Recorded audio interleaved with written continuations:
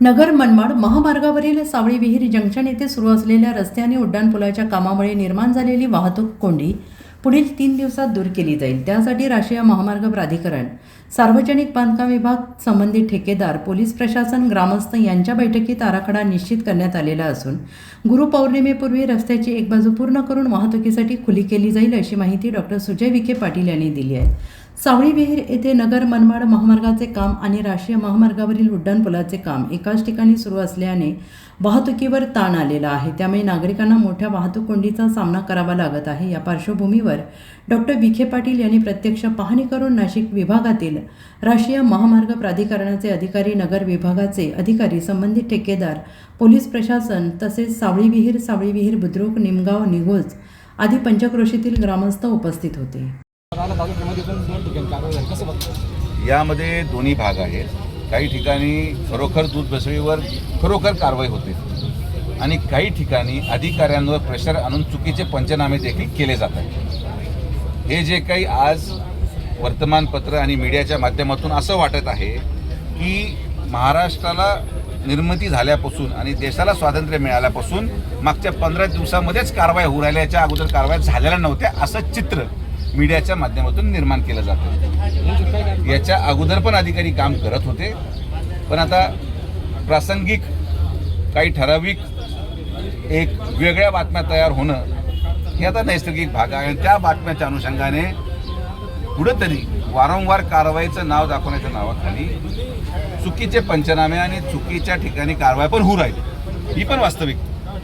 तर हे मुद्दे माननीय पालकमंत्री महोदयांच्या कानावर घातलेले आहेत की जिथं भेसळ व्हावं तिथं 100% करावं, बंद करून टाकावं। पण एक गोष्ट शासनाने पण लक्षात घेतली पाहिजे, तिथल्या अधिकाऱ्यांनी लक्षात घेतली पाहिजे की जसं जर सगळं दूध संकलन बंद झाले तर शेतकऱ्यांचं देखील उत्पन्न बंद होणार आहे। तर एकतर्फी कारवाई करून चालणार नाही। तुम्हाला जर पुढे भेसळ आढळत असेल तर ते किती गंभीर स्वरूपाचं आहे त्याची शहानिशा करून त्याला 2 दिवसाची मुदत देऊन मग पुढे कारवाई करावी, जेणे की शेतकऱ्यांना देखील त्याची अडचण होणार नाही। तर मी मीडियाच्या माध्यमातून विनंती करेल प्रशासनाला की याच्यापूर्वी पण कारवाई होत होत्या। महाराष्ट्र मागच्या 15 दिवसामध्येच काम करायला सुरू झाला असं अजिबात नाही, यापूर्वी पण कारवाया व्हायच्या।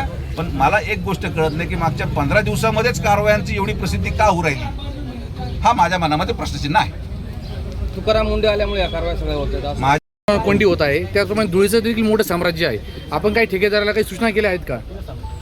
गेल्या अनेक दिवसापासून जो ट्रॅफिकची समस्या या ठिकाणी येत होते, नगर मनमाडच्या रस्त्याचं काम चालूच आहे, पण सावळी विहीर जंक्शनमध्ये त्या ठिकाणी नॅशनल हायवेचं फ्लायओव्हरचं काम आणि नगर मनमाड असं ओव्हरलॅपिंग झाल्यामुळे त्याला डबल इफेक्ट आला आणि म्हणून ट्रॅफिक जास्त संतगतीने त्या ठिकाणी जायला लागलेली आहे। अनेक चुका ठेकेदारांच्या आहेत।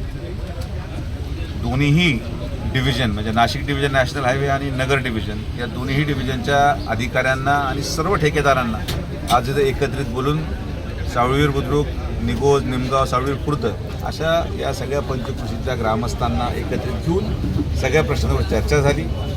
सगळे मार्ग माझ्या मते आता सोडवले जातील आणि साधारण एक 3 दिवसानंतर जे काही प्लॅन ऑफ ॲक्शन आम्ही बनवलेला आहे 3 दिवसानंतर या सगळ्या ट्रॅफिकची समस्या पूर्णपणे संपेल।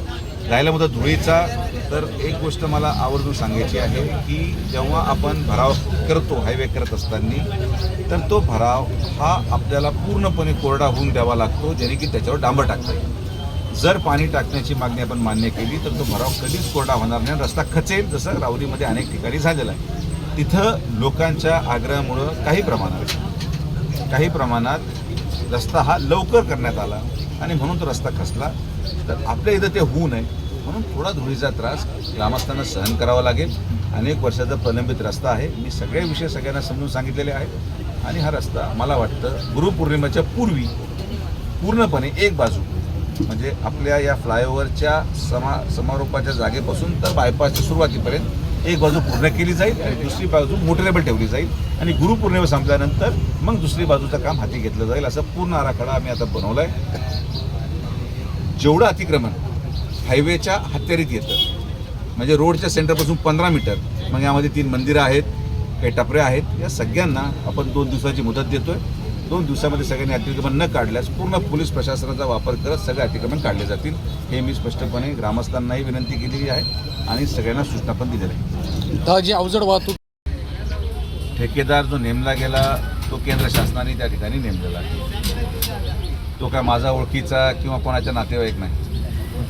आमचा हा प्रयत्न राहिलेला आहे की आता बऱ्याच वर्षांनंतर हा रस्ता होतोय, तर जे जसा होऊ शकतो चांगल्यात चांगल्या त्यातल्या त्यात तो करायचा आम्ही प्रयत्न करतो. पुढं चुकाही होतील, पण चुकीचं उत्तर ठेकेदाराला मारणं, त्याला नोटीस काढणं, त्याचं निलंबन करणं असं असू शकत नाही. हा रस्ता संयमाने पूर्ण करावा लागेल. त्रुट्या आढळल्या त्या त्रुट्या जसं समोर येतील तसं दुरुस्त करावं लागेल. पण जे मी पाहतो, जे लोक आज काही प्रमाणात भावनेमध्ये जाऊन अधिकाऱ्यांवर अरेरावीची भाषा करणं, ठेकेदाराच्या अरेरावी भाषा करणं, ते करणं सोपं आहे. आणि जर हा ठेकेदार पळून गेला मग काय करणार, हा विचार पण आपण केला पाहिजे. 10 वर्ष लोकांचं संताप या रस्त्यामुळं आहे.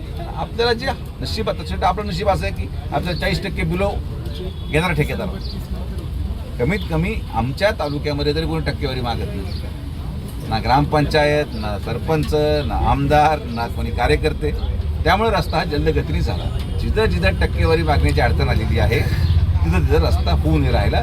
तर जे टक्केवारी मागतायत, ज्या भागामध्ये मागतायत तो प्रश्न त्यांना तुम्हाला विचारावा लागेल.